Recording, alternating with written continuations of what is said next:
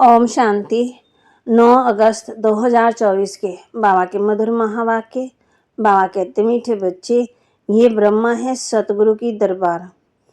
इस ब्रकुटी में सतगुरु विराजमान है, वही तुम बच्चों की सदगति करते हैं। ये ब्रह्मा है सतगुरु की दरबार। इस ब्रकुटी में सतगुरु विराजमान है, वही तुम बच्चों की सदगति करते हैं। प्रश्न, बाप अपने बच्चों को किस गुलामी से छुड़ाने आए हैं? बाप अपने बच्चों को किस गुलामी से छुड़ाने आए हैं? उत्तर, इस समय सभी बच्चे प्रकृति और माया के गुलाम बन गए हैं।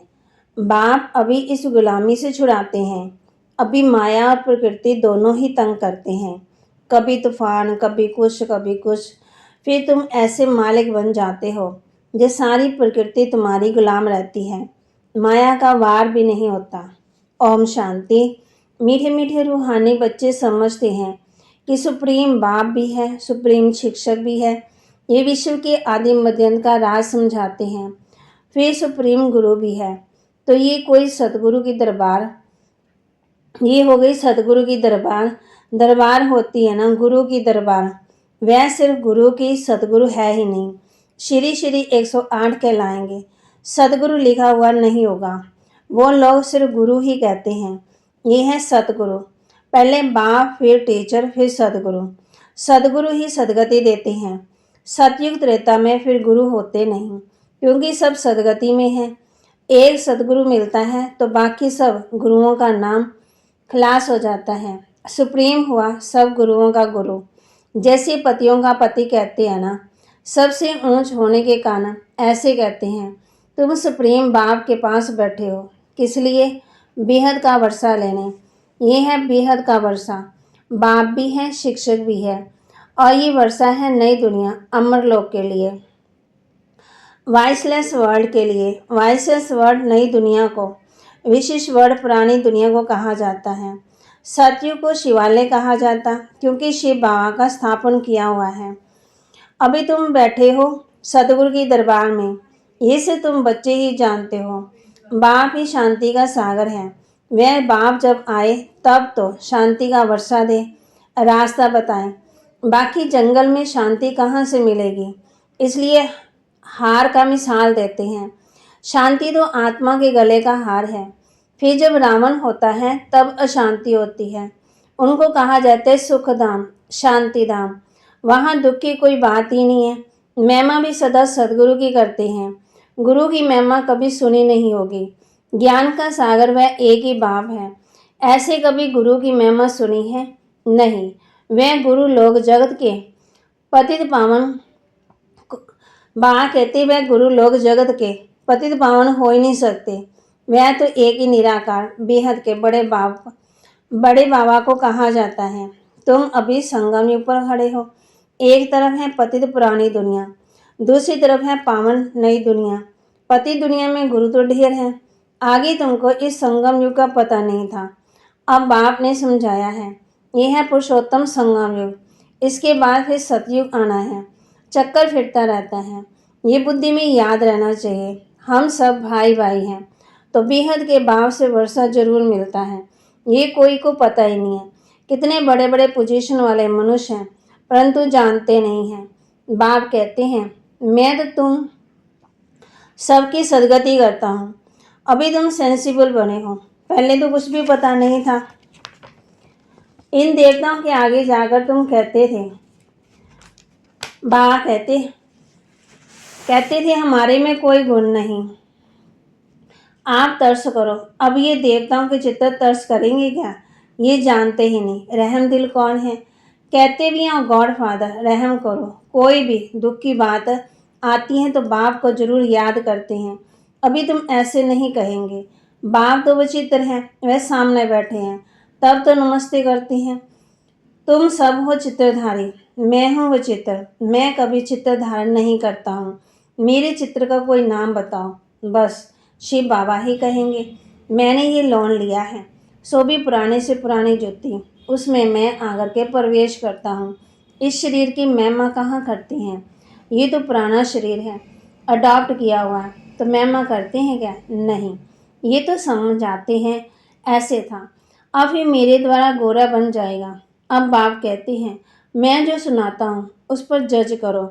अगर मैं राइट हूँ तो राइट को याद करो, उनका ही सुनो, अनराइट ये सुनो ही नहीं। उनको ईवल कहा जाता है। टॉक नो ईवल, सी नो ईवल। बुरा मत देखो, बुरा मत सुनो। इन आंखों से जो कुछ देखते हो इनको भूल जाओ। अभी तो जाना है अपने घर, फिर वापस अपने सुखधाम में आएंगे। बाकी तो सब जैसे कि मरे पड़े हैं, टेम्परेरी है। ना ये पुराने शरीर होंगे, ना ये दुनिया होगी। हम पुरुषार्थ कर रहे हैं नई दुनिया के लिए। फिर वर्ल्ड की हिस्ट्री ज्योग्राफी रिपीट होती है। तुम अपना राज्य भाग्य ले रहे हो, जानते हो। कलब कलब बाप आते हैं राज्य भाग्य देने। तुम भी कहते हो बाबा कलब पहले भी मिले थे, वर्षा लिया था, नर से नारायण बने थे। बाकी सब एक जैसा मर्तबा पा नहीं सकते हैं। नंबरवार तो होते ही हैं। ये है स्पिरिचुअल यूनिवर्सिटी। स्पिरिचुअल फादर पढ़ाने वाला है, बच्चे भी पढ़ाते हैं। कोई प्रिंसिपल का बच्चा होता तो वह भी सर्विस में लग जाता, स्त्री भी पढ़ाने लग जाती। बच्ची भी अच्छी रीति पढ़े तो पढ़ा सकती है, परंतु वह दूसरे घर में चली जाती है। यहाँ तो कायदा ही नहीं है बच्चियों को नौकरी करने का। नई दुनिया में पदवी पाने का सारा मदार है इस पढ़ाई पर। इन बातों को दुनिया नहीं जानती है। लिखा हुआ है भगवान आवाज, हे बच्चों, मैं तुमको राजाओं का राजा बनाता हूँ, कोई मॉडल थोड़ी बनाता हूँ। जैसे देवियों के चित्र बनाते हैं, तुम तो पढ़कर वह पदवी पाते हो, वह तो मिट्टी के चित्र बनाते पूजा के लिए। यहाँ तो आत्मा पढ़ती है, फिर तुम संस्कार ले जाएंगे, जाकर नई दुनिया में शरीर लेंगे। दुनिया ख़त्म नहीं होती है, सिर्फ एज बदलती है। Golden, silver, copper, iron age. 16 कला से 14 कला। दुनिया तो वही चलती रहती, नई से पुरानी होती। बाप तुमको राजाओं का राजा बनाते हैं इस पढ़ाई से, और कोई की ताकत ही नहीं जो ऐसा पढ़ा सके। कितना अच्छी रीति समझाते हैं, फिर पढ़ते पढ़ते माया अपना बना लेती है। फिर भी जितना जितना जो पढ़ा उस अनुसार वह स्वर्ग में जरूर आएंगे, कमाई जाएगी नहीं। अविनाशी ज्ञान का विनाश नहीं हो सकता। आगे चल आएंगे, जाएंगे कहाँ? एक ही हट्टी है ना, आते रहेंगे। शमशान में जब मनुष्य जाते हैं तो फिर बड़ा वैराग्य आता है। बस ये शरीर ऐसे छोड़ने का है, फिर हम पाप क्यों करें? पाप करते करते हम ऐसे मर जाएंगे, ऐसे ख्यालात आते हैं। उसको कहा जाता है शमशानी वैराग्य। समझते भी हैं जाकर दूसरा शरीर लेंगे, परंतु ज्ञान तो नहीं है ना। यहाँ तो तुम बच्चों को समझाया जाता है, इस समय तुम खास मरने के लिए तैयारी कर रहे हो, क्योंकि यहाँ तो तुम टेम्पररी हो। पुराना शरीर छोड़ फिर नई दुनिया में जाएंगे। बाप कहते, बच्चे जितना तुम मुझे याद करेंगे उतना पाप करते जाएंगे। सहज से सहज भी हैं तो डिफ़िकल्ट भी हैं। बच्चे जब पुरुषार्थ करने लग पड़ते हैं तब समझते हैं माया की बड़ी युद्ध है। बाप कहते हैं सहज है, परंतु माया दीवा ही बुझा देती है। जैसे बाबा कहानी बताते हैं, गुल बकावली की कहानी है ना, माया बिल्ली दीवा बुझा देती है। यहाँ सब माया के गुलाम हैं, फिर तुम माया के गुलाम बनाते। सारी प्रकृति तुम्हारी अवध में रहती, माना आर्डर में रहती। कोई तूफान नहीं, कोई भूचाल नहीं, प्रकृति को गुलाम बनाना। वहाँ कभी माया का वार नहीं होता। अब भी तो कितना तंग करती है। गाते भी है ना, मैं गुलाम तेरा। वह फिर कहते हैं तू गुलाम मेरा। बाप कहते हैं अब मैं तुमको गुलाम पने से छुड़ाने आया हूँ। तुम मालिक बन जाएंगे, वह गुलाम बन जाएंगे। जरा भी चोंचा होगी नहीं। ये भी ड्रामा में नूद है। तुम कहते हो बाबा माया बड़ा तंग करती है, सो क्यों नहीं करेगी? इसको कहा जाता है युद्ध का मैदान। माया को गुलाम बनाने के लिए तुम कोशिश करते हो तो माया भी पछाड़ती है। कितना तंग करती है, कितनों को हराती है, कईयों को तो एकदम खा जाती है, हप कर लेती है। बल स्वर्ग का मालिक बनते हैं, परंतु माया तो खाती रहती है। उनके जैसे पेड़ में पड़े हैं। बाप कहते हैं बाकी सारा उनके अंदर है, जिसको दलदल भी कहते हैं। कितने बच्चे दलदल में पड़े हुए हैं, जरा भी याद नहीं कर सकते। जैसे कछुए का बमरी का मिसाल है, ऐसे तुम भी कीड़ों को बूं बूं कर क्या से क्या बना सकते हो। एकदम स्वर्ग का परिचादा। सन्यासी बल भंवरी का मिसाल देते हैं, परंतु वह कोई भू भू कर बदलते थोड़ी है, बदली होती है संगम पर। अभी ये है संगम युग। तुम शूद्र से ब्राह्मण बने हो, तो जो भी विकारी मनुष्य हैं उन्हों को तुम ले आते हो। कीड़े में भी कोई भ्रमरी बन जाते, कोई सड़ जाते, तो कोई फिर अधूरे रह जाते। बाबा ने ये बहुत देखे हैं। यहाँ भी कोई अच्छी रीति पढ़ते, ज्ञान के पंख जम जाते हैं। कोई को तो आधा ही माया पकड़ लेती है, तो कच्चे रह जाते हैं।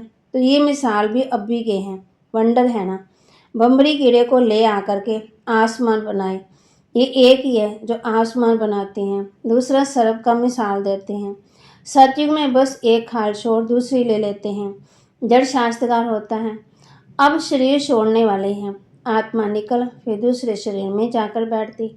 ये भी एक मिसाल है। गरम महल बा कहते, उनको बाहर निकलने दिल नहीं होती, फिर भी बाहर आना तो जरूर है। जहाँ सुख है। अभी तुम बच्चे हो संगम युग पर, ज्ञान से ऐसे पुरुषोत्तम बनते हो। भक्ति तो जन्म जन्मांतर की, तो जिन्होंने जास्ती भक्ति की वही आकर नंबरवार पुरुषार्थ अनुसार पद पाएंगे।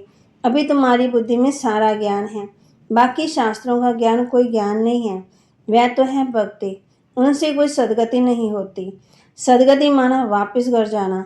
घर में कोई जाता नहीं है। बाप खुद कहते हैं मेरे साथ कोई मिलता नहीं है। पढ़ाने वाला साथ ले जाने वाला भी चाहिए। बाप को कितना ख्याल रहता है। 5000 वर्ष में बाप एक ही बार आकर के पढ़ाते हैं। तुम घड़ी घड़ी भूल जाते हो कि हम आत्मा हैं। ये एकदम पक्का कर लो, हम आत्मा को बाप पढ़ाने आए हैं। इसको कहा जाता है सुप्रिचुअल नॉलेज। सुप्रीम रूह, हम रूहों को नॉलेज देते हैं। संस्कार भी आत्मा में रहते हैं। शरीर तो खत्म हो जाता है, आत्मा विनाशी है। तो ये ब्रह्मा की भ्रुकुटी है, सतगुरु का दरबार है। ये इस आत्मा की दरबार है। फिर सतगुरु ने आकर के इनमें प्रवेश किया। इसको रथ भी कहते हैं, दरबार भी कहते हैं। तुम बच्चे स्वर्ग के गेट खोल रहे हो ना श्रीमत पर। जितना अच्छी रीति पढ़ेंगे उतना सतगुरु में, सतयुग में ऊंच पद पाएंगे, सतगुरु के नज़दीक आएंगे। तो पढ़ाना चाहिए ना। टीचर के बच्चे तो बहुत होशियार होते हैं, परंतु कहते हैं ना घर की ना गंगा का रिकॉर्ड नहीं। बाबा का देखा हुआ सारे शहर का कचरा गंगा में पड़ता है, फिर उनको पतित पावनी कहेंगे। मनुष्यों की बुद्धि देखो कैसी हो गई है। देवियों को सजाकर पूजा कर फिर डुबो देते, कई तो उस पर पाँव रखकर भी डुबोते। बंगाल में पहले रिवाज था, किसी का प्राण निकलने पर होता तो उनको जट गंगा पर ले जाते थे। वहाँ पानी में डालकर हरि बोल मुख में पानी डालते रहते थे। ऐसे प्राण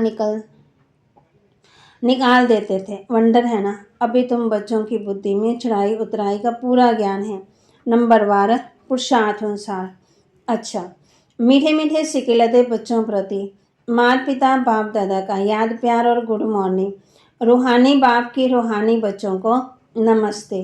रूहानी बच्चों की रूहानी बाप दादा को दिलवा जान सिकवा प्रेम से नमस्ते। धारणा के लिए मुख्य सार, बाप जो सुनाते हैं वही सुनना है और जज करना है कि राइट क्या है। राइट को ही याद करना है, अनराइटियस बात को ना सुनना है, ना बोलना है, ना देखना है।